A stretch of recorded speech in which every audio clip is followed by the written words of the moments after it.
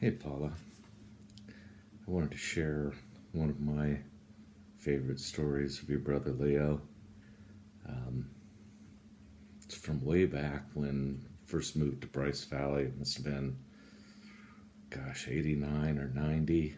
Um, and I just moved there in 89.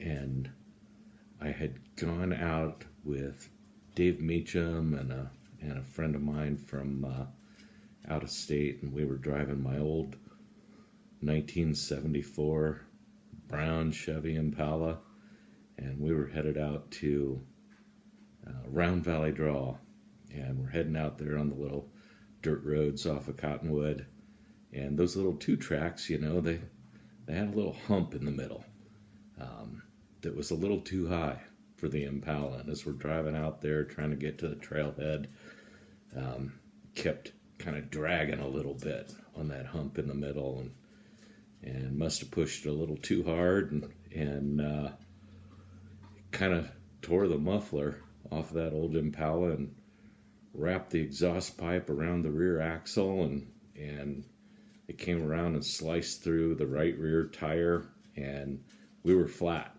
out there on one of those dirt roads, and we couldn't really put the spare on and go because the exhaust pipe was still wrapped around the axle and would just slice through the spare too. So we didn't know what to do.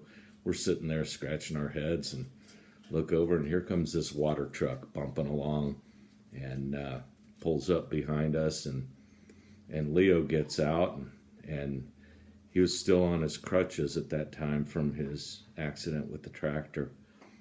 And he comes up, and he's asking us if we're the ones that have been cutting his fences out there. And we had a little discussion about that, and got a little bit nervous because it's Leo, but he figured out that we probably weren't the ones doing it, and he saw the situation we were in, and we weren't going to resolve it on our own. And so Stacy was with him at the time. I think he was maybe 7 or 9 years old, and Leo figures that he'll just help us.